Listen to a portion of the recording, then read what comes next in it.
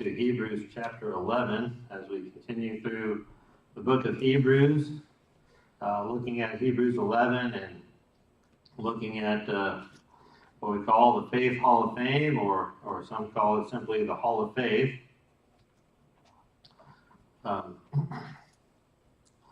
Last week we looked at Abraham and Sarah and their faith. We saw their weaknesses and we saw their trials and tribulations. And yet, in spite of their own sin and times when we see in Scripture that they did not trust God or they did not believe God, God still counts them as heroes of faith, and they're worthy to be named here in this chapter. Today we'll look at the faith of Isaac, Jacob, and Joseph, and each one of these is really only a single verse in here, but I want to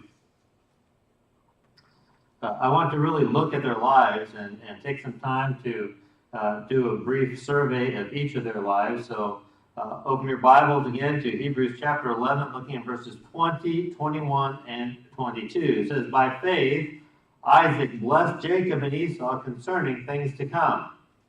By faith Jacob, when he was dying, blessed both the sons of Joseph and worshipped, leaning upon the top of his staff. By faith Joseph, when he died, made mention of the departing of the children of Israel and gave commandment concerning his bones." As we look, we see just three simple verses here. Three simple verses speaking of Isaac, Jacob, and Joseph, and how their faith in each one of them, by the way, when the mention of their faith has to do with the end of their lives. If we're not careful, sometimes we can get to the end of our lives and allow our faith to be shaken. We see death. I mean, let's face it, none of us are getting any younger, right? As we get older, what do we get closer to? We get closer to death, and death is a difficult thing. But may I say this, that death is, approaching death is a difficult thing, but death itself is difficult for the survivors. Much less difficult for the believer who dies on this earth, because our problems are over and we are forever then in glory. But as we look at these men of faith, we see their faith even in the end of their lives, even in the face of their difficulty. So starting with Isaac, again, verse 20 says, "By faith Isaac blessed Jacob and Esau concerning things to come." I want to take a quick look at Isaac's life. So we're going to be spending a lot of time in the book of Genesis.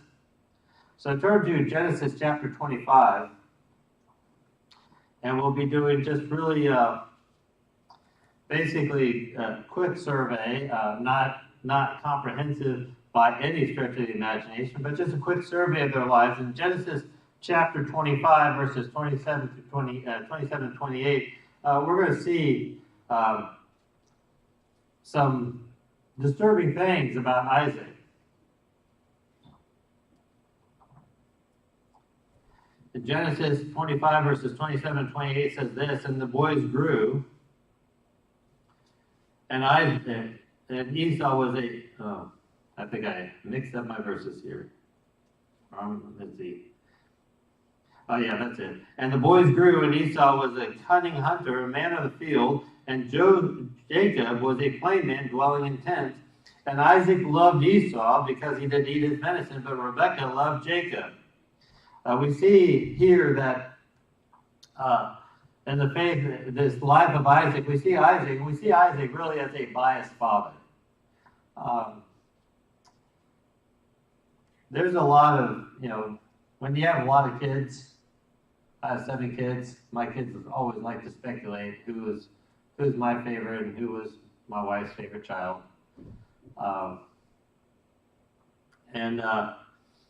inevitably, there seems to be that idea that one child is favored over the other. That may or may not be true. I mean, even in your lives as parents, maybe you had a favorite child, maybe you didn't have a favorite child. I don't know. But certainly, if there is a favorite, it's not something that shouldn't be apparent to everyone. But with Isaac and Rebekah, their favoritism was apparent. Isaac loved Esau. Esau was, let's just say, Esau was a manly man. He went out, he hunted, he was a worker, he was strong. Now keep in mind, Jacob and Esau were twins. They were fraternal twins. The evidence is clearly that they were exact twins. They didn't look exactly alike. They weren't. They were very easily distinguished one from the other, but they had definitely different characteristics. Esau was a hunter. He was a provider. He was an outdoorsman. He liked being outdoors, and that's what he loved. Jacob, on the other hand, he was kind of a homebody. We see it right here. Jacob was, he said he was a plain man who dwelled in tents. He liked to stay home. He liked to relax. He didn't seem to be one to go out and work overly hard. And so Isaac had a definite greater love for Esau. That's a problem. That's a problem. Now we may have a different love towards other people, even for our children, but our love shouldn't be more or less for any one than the other. My children are all different, and the way they receive love is different for each one of them. And so the way I deal with each one of them is a little different sometimes. And but that doesn't mean that I have a greater love for one or the other. It's just they just need that love demonstrated in a different way. Does it make me biased? Does it make my wife biased when she demonstrates love to each one in a different way? But there is definitely a bias with Isaac, where Jacob and Esau were concerned. The Bible clearly tells us of that. We also see in Genesis chapter 26 that not only was Isaac biased, but Isaac was his father's son. You say, well, that's obvious, right? Isaac was Abraham's son. He was Abraham's beloved son. But Isaac had some of the same characteristics that Abraham had. And the problem with that is that Isaac had some of the same sin problems Abraham had. If we think of Abraham, remember that twice he went and told, going to another part of the world, you're going to a different land, and twice he told the people there that Sarah was his sister, right? Remember that? We covered that last week. Twice he told them that. It is a sin that Abraham had a lack of faith in God, that God could protect him, so he came up with his own scheme, his own way of protecting himself by telling everyone that Sarah was his sister instead of his wife because he was afraid that people would kill him. Look at Genesis chapter 26. It says, and there was a famine in the land beside the first famine, and that was in the days of Abraham. And Isaac went to Abimelech, king of the Philistines, into Gerar, and the Lord appeared unto him and said, go not down into Egypt, dwell in the land which I shall tell thee of, sojourn in this land, and I will be with thee, and will bless thee, for unto thee and unto thy seed I will give all these countries, I will perform the oath which I swear unto Abraham thy father.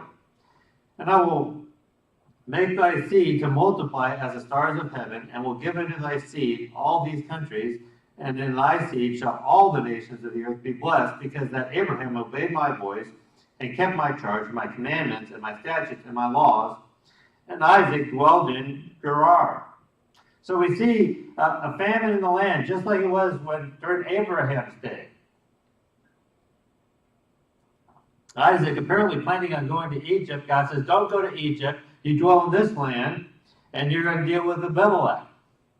You're going to be in the land of the Philistines. Now, if you ever wanted to know why the Philistines hated Israel so much, it all traces back to Abraham and Isaac. Because twice they did the same thing. Abraham did it first, and Isaac did it second. And the men, verse 7 says, and the men of this place asked him of his wife, and he said, she is my sister. For he feared to say, she is my wife, lest, said he, the men of this place should kill me for Rebekah, because she was fair to look upon. And it came to pass, when he had been there a long time, that Abimelech, king of the Philistines, looked out a window and saw, and behold, Isaac was sporting with Rebekah his wife. And Abimelech called Isaac and said, behold, of a surety she is thy wife, and how sayest thou, she is my sister? And Isaac said unto him, because I said, lest I die for her. And Abimelech said, what is this thou hast done unto us? One of the people might lightly have lain with thy wife, and thou shouldst have brought guiltiness upon us. And Abimelech charged all his people, saying that he that touches his man or his wife shall surely be put to death. Then Isaac sowed in that land and received the same year 100-fold, and the Lord blessed him. So we see here that through his descendants, that the blessing would come, that they would take all this land for them. And yet, even with that promise, Isaac feared death more than he feared God. And so he lied to everyone. He said, she's my sister. But then Abimelech looks out his window one day in the palace. He looks out there and he sees Isaac and Rebekah. And the term used in the King James is they were sporting. Basically, they're being highly affectionate with one another. And when he saw that, he knew, because of the nature of their interaction with each other, he knew that this is not his sister. This is his wife. Abimelech, remembering what had happened previously, not he himself, I don't believe that this is, but his father, perhaps remembering the plague that was brought upon them, or the warning that was brought upon to his father about Sarah, he had the wisdom to tell his people not to touch Isaac. I believe he would have had that wisdom even if Isaac had told him the truth, but Isaac didn't. You know, this is, again, I say this not to put down Isaac. Isaac was a great man of faith, but to remember this, that these men and these women that are named here in the book of Hebrews are people of great faith, but they're also people like us. They had fears. They had doubts. They didn't necessarily take God at his word every time.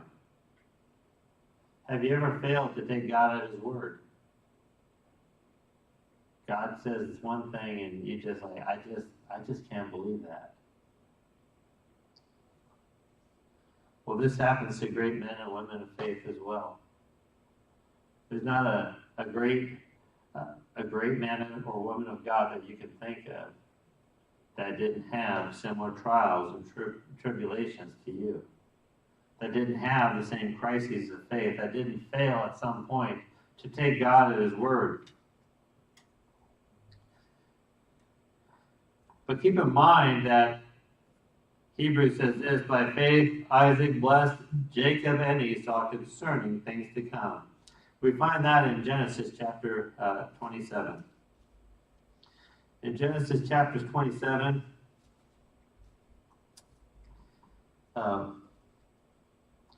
Isaac's old. He is well stricken in years. He's lost his sight, and he goes in and he goes in and he calls Esau to him. He says, Esau, I want to give you my blessing. I'm just going to summarize a lot of this for the sake of time. You can study it out yourself. He says, Esau, I want to give you my blessing. And so I want you to go out and I want you to hunt me some venison. And I want you to make a stew for me. And I want to eat that. And after I've eaten that, I'm going to give you my blessing as the firstborn son. And so Esau goes out to go hunting. And while he's out, Rebekah has heard what Isaac's going to do. Keep in mind, Isaac loved Esau, but Rebekah loved Jacob. And so she goes to Jacob and she comes up with this plan. Jacob, listen, I'm gonna get some venison here. I have some, and I'm gonna cook it up. I'm gonna stew it, and then you're gonna go in and present this to your father. He can't see you. He's blind as a bat. And you're gonna present this to your father, and your father is going to give you that blessing. Now keep in mind also that both Rebekah and Isaac had been told by God that Jacob would be the chosen one. That God was going to bring about the blessing through Jacob and not through Esau. And so Jacob looks at his mom and he says, Mom, listen, dude, this is never going to work. That's crazy. Esau, man, he's a big guy. He is hairy. Esau was a hairy man, the Bible tells us. And he's really hairy, and my skin is smooth. Esau smells like the field. He smells like nature. I smell like my tent. And so Sarah said, Rebekah tells Jacob, she said, listen, what we're going to do is we're going to put you on this cloak. We're going to put some fur on you. We're going to put some fur on your arms and your hands. And you're going to go in there. And when your father touches your arms, he's going to feel a hairy arm.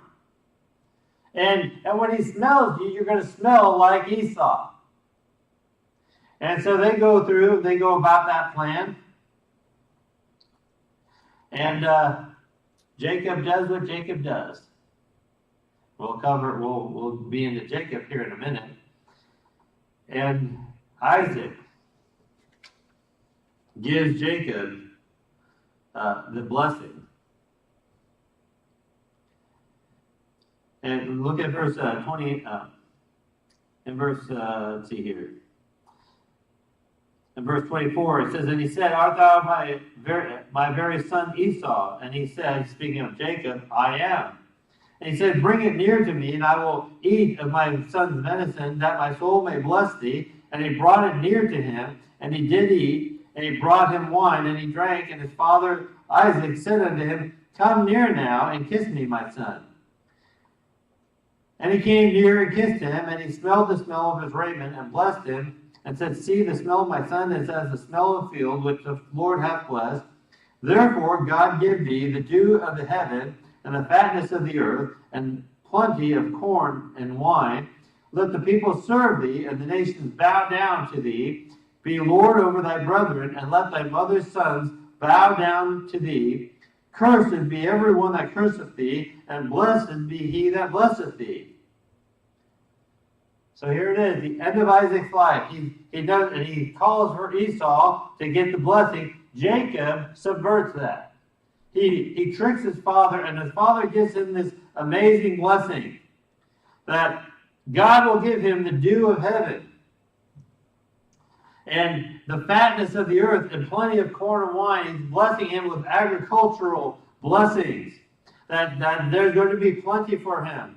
He said, let the people serve thee, and nations bow down to thee. Be Lord over thy brethren, and let thy mother's sons bow down to thee. Cursed be everyone that curseth thee, and blessed be he that blesseth thee. He said, listen, everyone's going to bow down to you. Your brother's going to bow down to you. All your relatives are going to bow down to you. And anyone who curses you, that curse is going to be reversed on them. And everyone who blesses you is going to receive that blessing as well. And it came to pass, as soon as Isaac had made an end of the blessing Jacob, and Jacob was yet scarce gone out of the presence of Isaac his father, that Esau his brother came in from his hunting. And he also had made savory meat, and brought it unto his father, and said unto his father, let my father arise and eat his son's venison, that thy soul may bless me. And Isaac his father said unto him, who art thou? And he said, I am thy son, thy firstborn Esau. And Isaac trembled very exceedingly, and said, who? Where is he that hath taken venison and brought it to me? And I have eaten of it, eaten of all before thou camest, and blessed him. Yea, and he shall be blessed. And when Esau heard the words of his father, he cried out with a great exceeding bitter cry, and said unto his father, bless me, even me also, O father. So here it is that Isaac, after Jacob leaves, Isaac is alone, and Esau comes, and he brings him the venison as he agreed, and asks for his father's blessing, but his father realizes that the blessing is already gone to Jacob.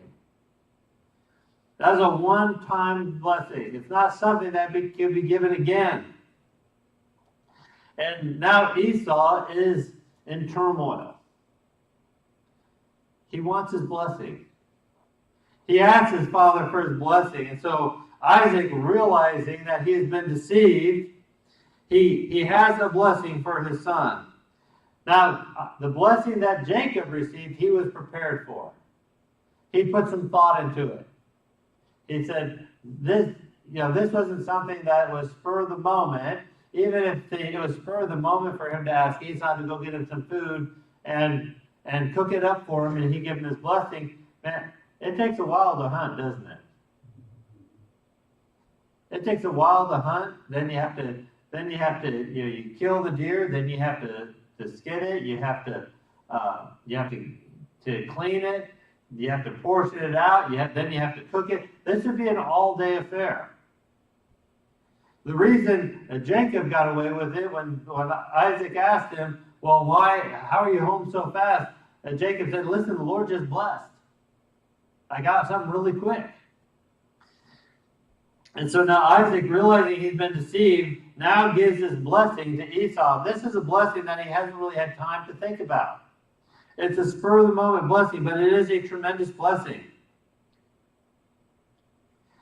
And he said, thy brother came with subtlety and hath taken away thy blessing. And he said, is not he rightly named Jacob? For he that hath supplanted me in these 2 times. He took away my birthright, and behold, now he hath taken away my blessing. And he said, hast thou not reserved a blessing for me? And Isaac answered and said unto Esau, behold, I have made him thy Lord, and all his brethren have I given to him for servants, and with corn and wine have I sustained him. What shall I now do unto thee, son? He said, I've given him all this blessing. What am I going to do for you? Isaac doesn't know what to do. And Esau said unto his father, hast thou but one blessing, my father? Bless me, even me also, O my father. And Esau lifted up his voice and wept. And Isaac his father answered and said unto him, behold, thy dwelling shall be the fatness of the earth, and of the dew of heaven from above. And by thy sword shalt thou live, and thou shalt serve thy brother. And it shall come to pass, when thou shalt have the dominion, that thou shalt break his yoke from off thy neck. And Esau hated Jacob because of the blessing wherewith his father blessed him. And Esau said in his heart, the days of mourning for my father are at hand. Then will I slay my brother Jacob. So he goes in, and Isaac gives Jacob this final blessing before he dies. And this is, by the way, a blessing of faith that Isaac has, that God will fulfill. He says, Your dwelling place, your home will be in the fatness of the earth. You're going to be a wanderer. You're going to live off the land. The dew of heaven will sustain you. He said, and by thy sword shalt thou live. You're going to live a life of violence. That does not sound like much of a blessing, does it? You're going to live by the sword. But in him living by the sword, I want to note this, that if he's going to live by the sword, he has this future blessing that's going to come, that living by the sword, that makes him a man of great power and strength. His descendants will be powerful and strong. And your brother, he says, your brother is going to have dominion over you, but one day you will break that yoke.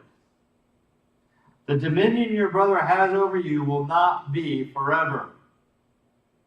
Unfortunately, it wasn't the blessing that Esau wanted. But as Isaac was blessing them, he blessed them concerning things to come.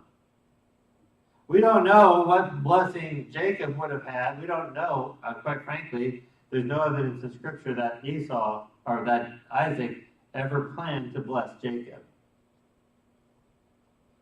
But Jacob gave his sons a blessing, and God marks him as a man of faith because of that.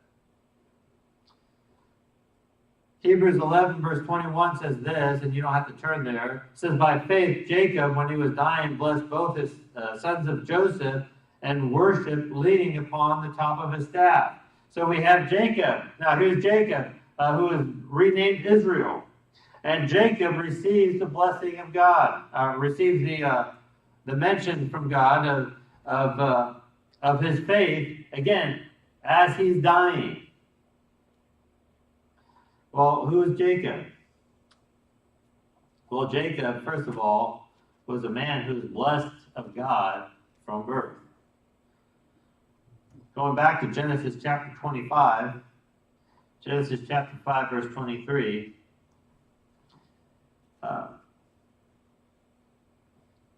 Well, we'll go to verse 21. It says, and Isaac entreated the Lord for his wife because she was barren.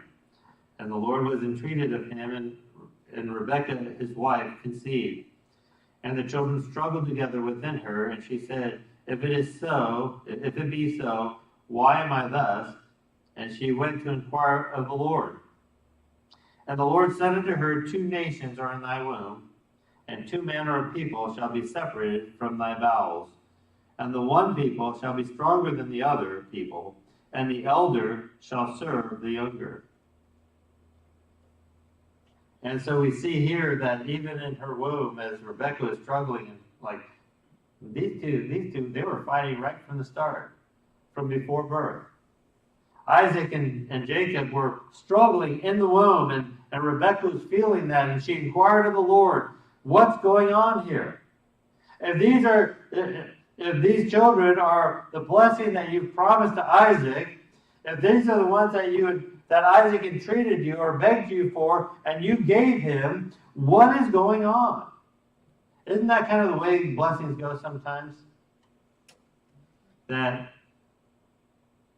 we want a blessing, but we expect the blessing to be just wonderful, don't we?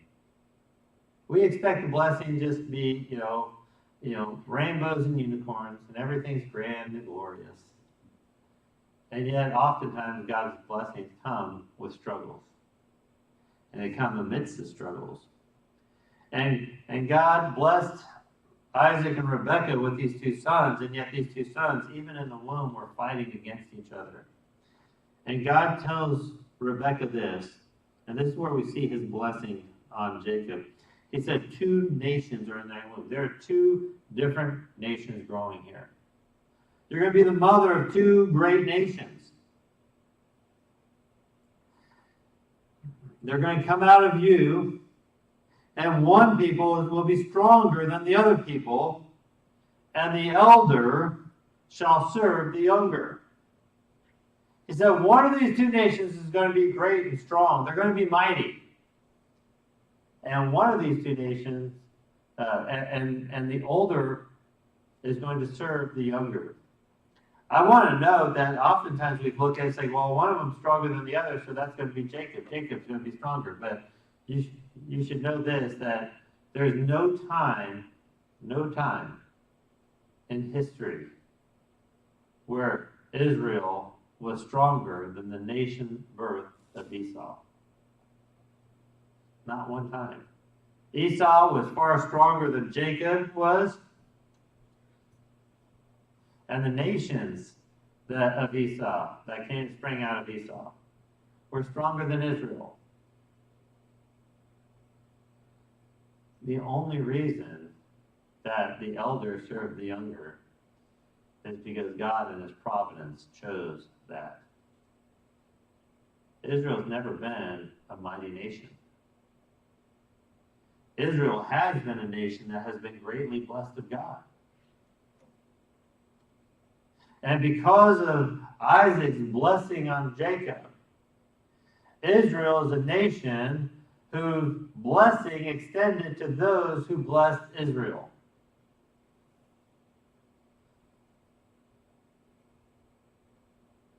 How do I account for the greatness of the United States? Because keep in mind that when the United States was founded, were we stronger than England? We were not. We were not stronger than England. But America has always been a friend of Israel.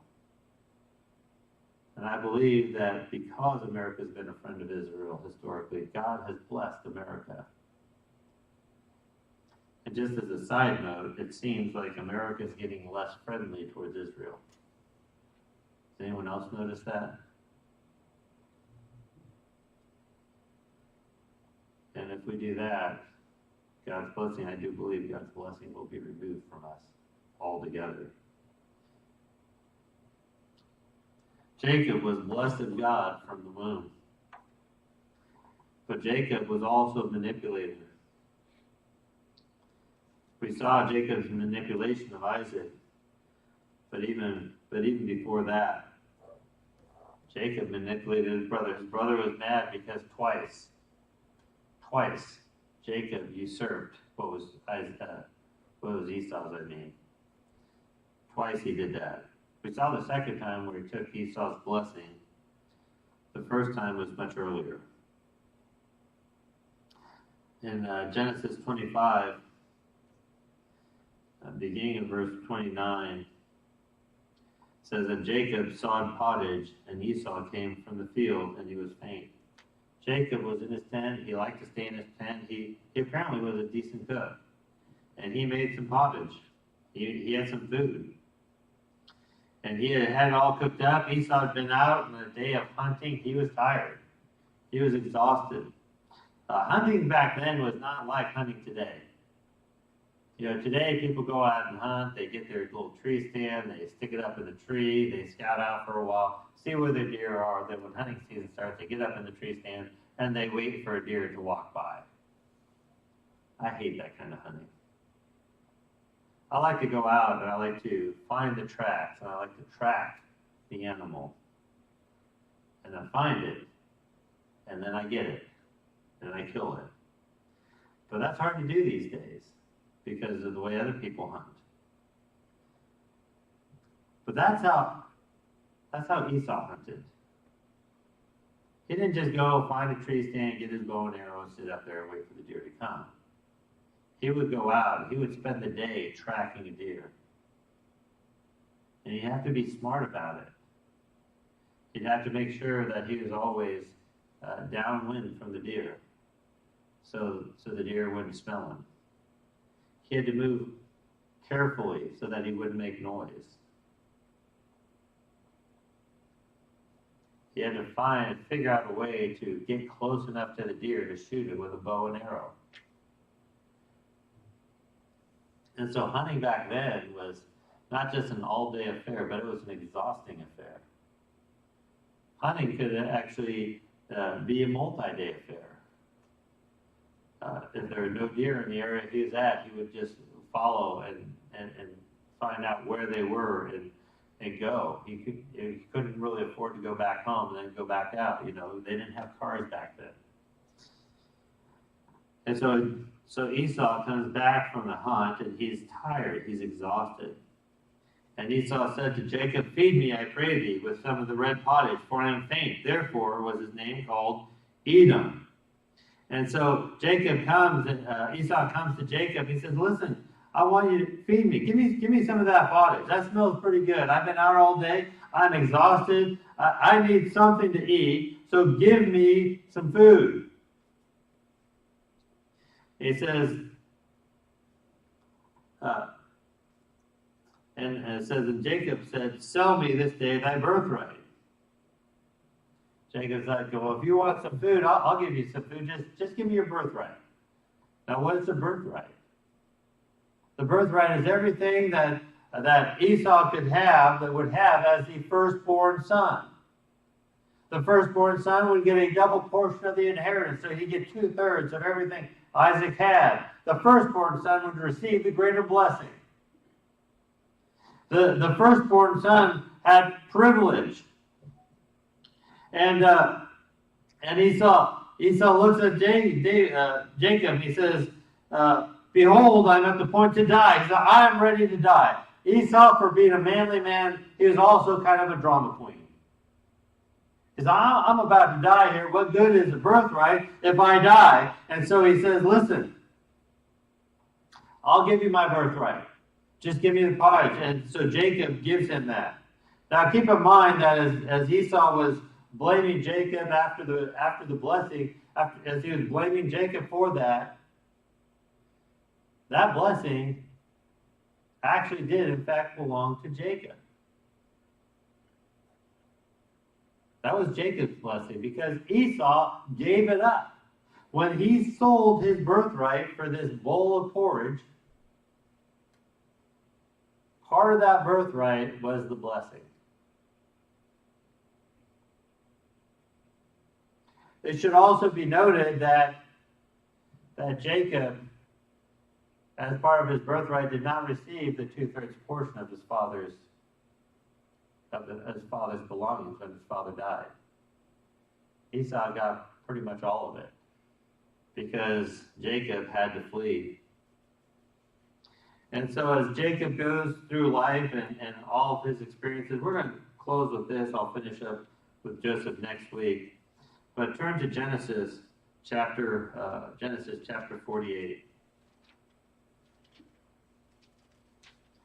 Genesis chapter 48. We're going to look at this blessing that Jacob gives to the sons of Joseph. Genesis 48, starting in verse 15, says this, "And he blessed Joseph and said, God, before whom my fathers Abraham and Isaac did walk, the God which fed me all my life long unto this day, the angel which redeemed me from all evil, bless the lads, and let my name be named on them. And the name of my fathers Abraham and Isaac, let them grow into a multitude in the midst of the earth." So there's the blessing. I'm not going to get into all the details of this blessing and how he had his hands positioned, but he blesses both sons of Joseph. He blesses them. He says, and he blesses them before God. He names God. He said, "Listen, this is God. I'm blessing you. That the Lord will bless you. This Lord with whom my fathers Abraham and Isaac did walk, the God which fed me all my life long unto this day." He says, "Listen, Jacob, who was a usurper, who was just a conspirator, a conniver, he goes and he gives his blessing. As he's giving this blessing, he's telling his grandchildren this one thing, that all his life it was God who sustained him. And if you study out Jacob's life, you see that God blessed him. God blessed him tremendously, blessed him in ways that he didn't deserve because of the character of the person that he was. And yet, in the end of his life, he gives this blessing to his grandsons. And he asks God to bless them both. For those two to take their place among his sons. And we know from Scripture that named among the 12 sons of Jacob, the 12 tribes of Israel, are Joseph's sons. See, here's the thing is, in spite of how we might live, in spite of our faults and our failings, in spite of our lack of faith at times, in spite of the fear that motivates often our decisions, God says, listen, you can be a man or you can be a woman of faith. It's not, in the end, it's not how you run the race that defines you. It's how you finish the race. We're going to see that. Why are all these people, these greatly flawed and sinful people in this Faith Hall of Fame? They're in the Faith Hall of Fame because of how they finished the race. How are you going to finish your race? Will you finish it trusting God? Or you finish it lacking faith because life didn't go the way you planned? Dear Lord, I thank you for this day, and I thank you for your grace and mercy. Lord, I ask that you be with us now as we close this service, that you would help us to be inspired by these men and women who are named in Hebrews 11, that we'd be inspired to live by faith and not by sight, that we would trust in your word and not our own thought processes, Lord, that we would lean on you and seek your wisdom